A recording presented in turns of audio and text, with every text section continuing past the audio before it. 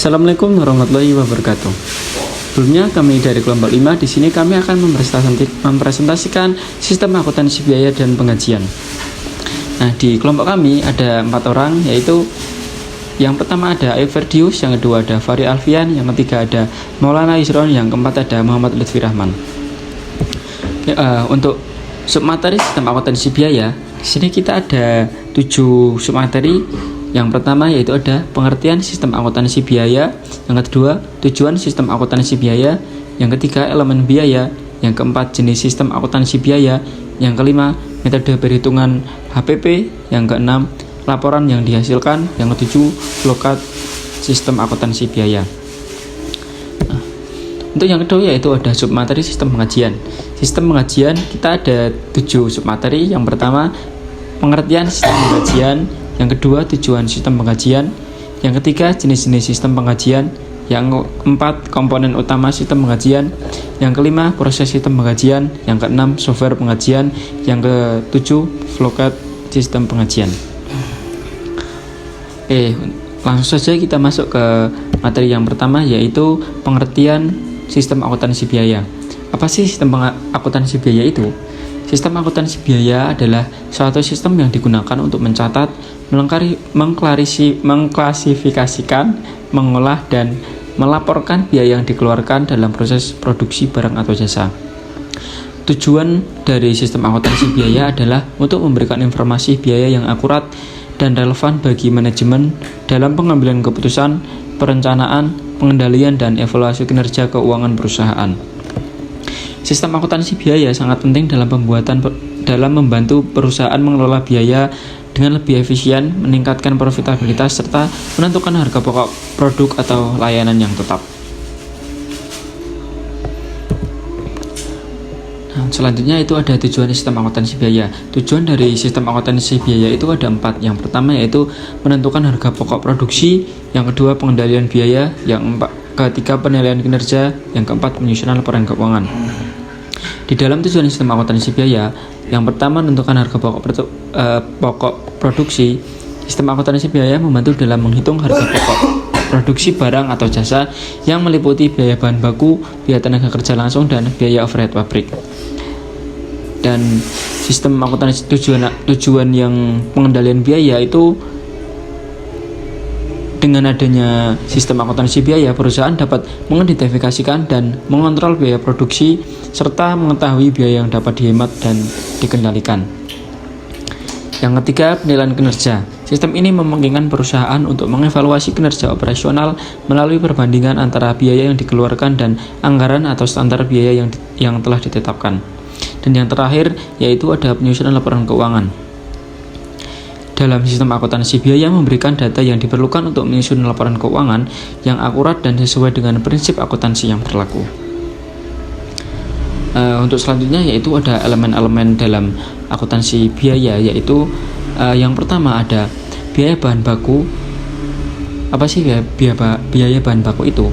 Biaya bahan baku adalah biaya yang dikeluarkan untuk membeli bahan yang digunakan dalam proses produksi barang atau jasa. Biaya ini mencakup bahan langsung yang dapat diidentifikasi secara langsung dengan produk. Biaya bahan baku dibagi menjadi 2, yaitu bahan langsung dan bahan tidak langsung. Yang kedua yaitu ada biaya tenaga kerja langsung. Biaya tenaga kerja langsung adalah biaya yang dikeluarkan untuk membayar gaji atau upah kerja yang terlibat langsung dalam proses produksi barang atau jasa. Biaya tenaga kerja langsung ini termasuk kerja yang mengoperasikan mesin atau merakit produk. Dan elemen yang terakhir yaitu ada biaya overhead pabrik. Biaya overhead pabrik adalah biaya yang tidak dapat langsung diidentifikasi dengan produk tertentu, namun tetap diperlukan untuk mendukung proses produksi. Biaya ini mencakup biaya seperti sewa pabrik, listrik, air, pemeliharaan mesin, dan gaji manajer produksi. Selanjutnya yaitu ada jenis-jenis sistem akuntansi biaya. Dalam jenis-jenis sistem akuntansi biaya itu ada 4. Yang pertama, sistem akuntansi biaya berdasarkan pengumpulan biaya, yang dimana di sini pengumpulan biayanya dibagi menjadi 2, yaitu biaya langsung dan biaya tidak langsung. Dan yang kedua ada sistem akuntansi biaya berdasarkan pengendalian biaya. Di sini juga dibagi menjadi dua, yaitu biaya tetap dan biaya variabel. Yang ketiga ada sistem akuntansi biaya berdasarkan proses produksi. Sistem ini lebih sering digunakan oleh perusahaan yang memproduksi barang secara massal. Biaya dikumpulkan berdasarkan proses produksi yang telah dilakukan dan dibagi rata ke semua produk yang dihasilkan. Dan yang terakhir yaitu ada sistem akuntansi biaya berdasarkan standar biaya. Dalam sistem ini, perusahaan menetapkan standar biaya untuk setiap elemen biaya, misalnya biaya bahan baku, biaya tenaga kerja, dan biaya overhead. Laporan biaya kemudian dibandingkan dengan biaya aktual untuk menentukan apakah ada selisih atau varian yang perlu dianalisis. Selanjutnya yaitu metode perhitungan harga pokok produksi.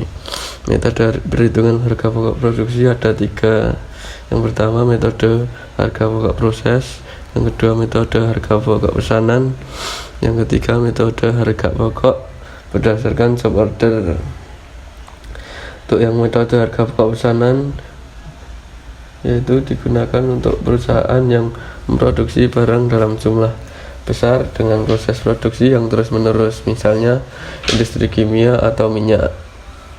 Biaya yang dikeluarkan dihitung untuk setiap proses produksi dan dibagi rata ke semua unit yang dihasilkan. Yang kedua ada metode harga pokok pesanan, yaitu digunakan untuk perusahaan yang memproduksi barang berdasarkan pesanan khusus, misalnya percetakan atau konstruksi. Setiap pesanan dihitung secara terpisah untuk biaya bahan baku, tenaga kerja, dan overhead yang terkait. Yang terakhir ada metode harga pokok berdasarkan job order. Mirip dengan metode pesanan namun lebih terperinci, menghitung biaya berdasarkan pekerjaan atau proyek tertentu. Setiap proyek dapat memiliki biaya yang berbeda-beda dan pencatatan biaya yang dilakukan berdasarkan pekerjaan yang dilakukan.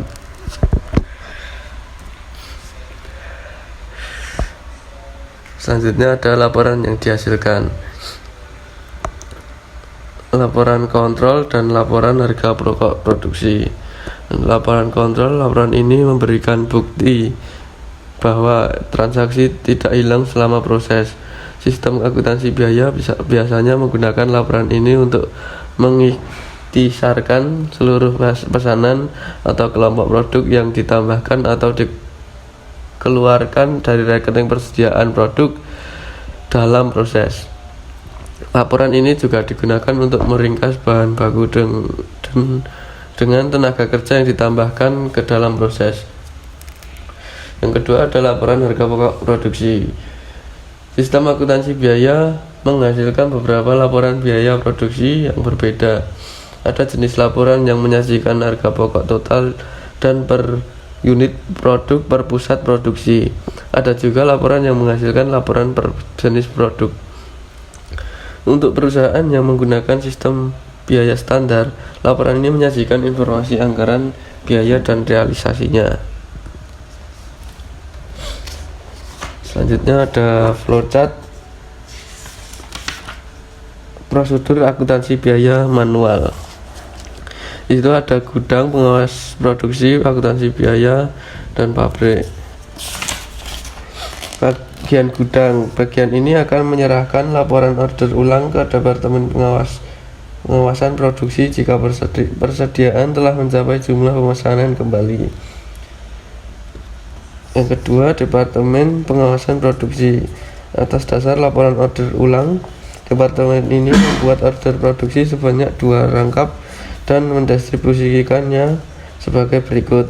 Lembar ke-1 diteruskan ke bagian pabrik dan lembar kedua diserahkan ke bagian akuntansi biaya. Yang ketiga ada bagian pabrik. Atas dasar perintah produksi yang diterima, bagian ini akan meminta barang dengan membuat bukti permintaan bahan dan diserahkan ke bagian gudang. Selanjutnya ada bagian gudang. Setelah menerima bukti permintaan bahan, bagian gudang menyerahkan bahan ke bagian pabrik dan meneruskan bukti penerimaan bahan ke bagian akuntansi biaya. Yang terakhir ada bagian pabrik. Setelah menerima bahan baku dari gudang, bagian ini akan membuat tiket kerja atau job ticket dan menyerahkannya ke bagian akuntansi biaya. Selanjutnya, bagian ini akan mengerjakan proses pembuatan barang. Jika telah selesai, maka bagian pabrik akan melengkapi isian pada perintah produksi dan menyerahkannya ke bagian akuntansi biaya. Selanjutnya, untuk prosedur akuntansi biaya yang berbasis komputer, ada gudang, pengawas produksi, departemen pengolahan data, dan pabrik. Untuk di bagian gudang, bagian ini akan menyerahkan laporan pemesanan kembali ke departemen pengawasan produksi jika persediaan telah mencapai titik pemesanan kembali. Selanjutnya, departemen pengawasan produksi atas dasar dokumen order penjualan dan laporan pemesanan kembali. Departemen ini membuat perintah produksi sebanyak 2 lembar dan mendistribusikannya sebagai berikut. Lembar pertama diteruskan ke bagian pabrik dan lembar kedua diserahkan ke departemen pengolahan data. Selanjutnya ada departemen pengolahan data. Bagian ini menerima perintah produksi dari departemen pengawasan produksi.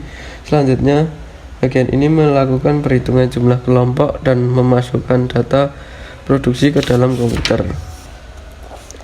Setelah menerima input data produksi, bagian ini menjalankan program komputer berupa validasi transaksi. Keluaran dari proses ini adalah hasil perhitungan jumlah kelompok dan data produksi yang telah divalidasi. Selanjutnya, bagian ini akan menjalankan program penggabungan data produksi yang baru dengan data yang telah terkumpul sebelumnya. Keluaran dari proses ini adalah data produksi yang telah digabung dalam file harga pokok pesanan. Selanjutnya, bagian pabrik. Atas dasar perintah produksi yang diterima, bagian ini akan meminta bahan baku dengan membuat bukti permintaan bahan baku dan diserahkan ke bagian gudang. Selanjutnya ada bagian gudang. Setelah menerima permintaan bahan baku, bagian gudang menyerahkan barang ke bagian pabrik dan meneruskan bukti permintaan bahan baku tersebut ke bagian akuntansi biaya. Yang terakhir ada bagian pabrik. Setelah menerima bahan baku dari gudang, bagian ini akan membuat tiket waktu kerja atau job ticket dan menyerahkannya ke bagian akuntansi biaya. Selanjutnya, bagian ini akan mengerjakan proses pembuatan barang. Jika proses produksi telah selesai, maka bagian pabrik akan melengkapi isian pada perintah produksi dan menyerahkannya ke departemen pengolahan data. Selain ini adalah sistem penggajian. Sistem penggajian adalah suatu sistem yang digunakan oleh perusahaan untuk menghitung, mencatat, dan membayar gaji atau upah karyawan secara terstruktur dan sesuai dengan ketentuan yang berlaku. Sistem penggajian juga mencangkup perhitungan potongan-potongan terkait dengan pajak, asuransi, dana pensiun, dan tunjangan lainnya. Tujuan utama dari sistem penggajian adalah untuk memastikan bahwa karyawan dibayar dengan benar, tepat waktu, dan sesuai dengan kebijakan perusahaan dan peraturan pemerintahan yang berlaku. Tujuan sistem penggajian: menjamin pembayaran yang tepat waktu. Sistem penggajian memastikan bahwa semua karyawan menerima gaji sesuai dengan waktu yang ditentukan, misalnya gaji bulanan atau gaji mingguan, tanpa keterlambatan. Yang kedua, meningkatkan kepuasan karyawan. Dengan sistem penggajian yang transparan dan tepat waktu, karyawan merasa dihargai, yang dapat meningkatkan motivasi dan kepuasan kerja. Yang ketiga, kepatuhan terhadap peraturan pemerintah. Sistem ini membantu perusahaan untuk memenuhi kewajiban hukum terkait gaji dan upah, termasuk pemotongan pajak penghasilan, jaminan sosial, dan tunjangan karyawan. Yang terakhir, memonitor biaya tenaga kerja. Sistem penggajian memungkinkan perusahaan untuk memantau dan mengontrol biaya tenaga kerja sehingga bisa lebih efisien dalam mengelola anggaran. Jenis-jenis sistem penggajian yaitu ada manual dan ada yang komputer. Yang manual menggunakan alat sederhana seperti buku catatan atau spreadsheet. Yang kedua, cocok untuk usaha kecil dengan jumlah karyawan terbatas. Dan jenis sistem penggajian secara komputer yaitu menggunakan perangkat lunak seperti HRIS, SAP, atau aplikasi payroll lainnya. Yang kedua, cocok untuk perusahaan besar dengan proses kompleks. Komponen utama sistem penggajian itu ada data karyawan, perhitungan gaji, proses pembayaran, dan pelaporan dokumentasi. Proses sistem penggajian, pencatatan kehadiran, perhitungan gaji, perhitungan potongan, penyusunan slip gaji, pembayaran gaji, dan pelaporan. Perangkat lunak atau software penggajian yaitu ada 3. Yang pertama, Zahir Payroll. Zahir Payroll adalah software penggajian yang membantu perusahaan dalam menghitung gaji, tunjangan, potongan, serta membuat laporan penggajian secara otomatis. Yang kedua, Microsoft Excel. Banyak perusahaan kecil yang masih menggunakan Microsoft Excel untuk menghitung gaji. Dengan menggunakan formula, Excel dapat digunakan untuk menghitung gaji, pokok, potongan, dan tunjangan. Dan yang ketiga adalah QuickBooks Payroll. QuickBooks Payroll adalah perangkat lunak penggajian yang terintegrasi dengan sistem akuntansi QuickBooks, memudahkan perusahaan untuk mengelola penggajian, pajak, dan pelaporan. Nah, ini ada flowchart sistem penggajian secara manual. Nah, mula-mula supervisor setelah menerima tembusan surat pengangkatan karyawan baru, penyelia menyiapkan skedul kerja untuk karyawan baru dan memberikan beban pekerjaan kepada karyawan baru. Menjelang tanggal pembayaran gaji, bagian ini memeriksa tiket kerja dan kartu jam kerja. Setelah diperiksa, kartu jam kerja diteruskan ke bagian gaji, sedangkan tiket kerja diserahkan ke bagian akuntansi biaya. Pada bagian karyawan, setelah menerima surat pengangkatan, karyawan baru akan memperoleh skedul kerja dari atasan langsungnya. Jumlah jam kerja dan jam hadir karyawan akan direkam dalam kartu jam kerja dan tiket kerja yang akan diserahkan ke atasan langsungnya. Pada bagian gaji menerima tembusan surat pengangkatan pegawai baru. Selanjutnya digunakan sebagai dasar untuk membuat catatan gaji kumulatif yang sementara akan diarsipkan urut abjad. Bagian ini juga menerima kartu jam kerja dari atasan langsung karyawan. Atas dasar dokumen ini, bagian gaji akan membuat daftar gaji sebanyak 2 lembar dan menyerahkan ke bagian hutang. Selanjutnya, bagian ini akan melakukan hal-hal sebagai berikut, yaitu mengarsip kartu jam kerja urut abjad, memperbaharui atau mengupdate catatan gaji kumulatif, dan mengarsip catatan gaji kumulatif urut abjad. Pada bagian utang, menerima daftar gaji dari bagian gaji. Selanjutnya, bagian ini membuat voucher, menandatangani voucher tersebut, dan menyerahkan kepada bagian keuangan bersama-sama dengan daftar gaji. Bagian keuangan menerima voucher dan daftar gaji dari bagian utang. Atas dasar voucher dan daftar gaji yang diterima, bagian ini membuat cek transfer gaji untuk mengisi rekening gaji di bank dan bukti setor pajak dan menyetorkan ke bank, membuat dan menandatangani cek gaji serta membawakannya kepada karyawan, meneruskan daftar gaji dan voucher yang sudah dicap lunas ke bagian akuntansi. Selanjutnya ada sistem basis komputer. Nah, pada sistem basis komputer ini sama seperti bagian sistem basis yang secara manual, cuman hanya bedanya yaitu menggunakan sistem komputer ataupun menggunakan software. Sekian penjelasan dari kelompok kami, kurang lebihnya mohon maaf. Assalamualaikum warahmatullahi wabarakatuh.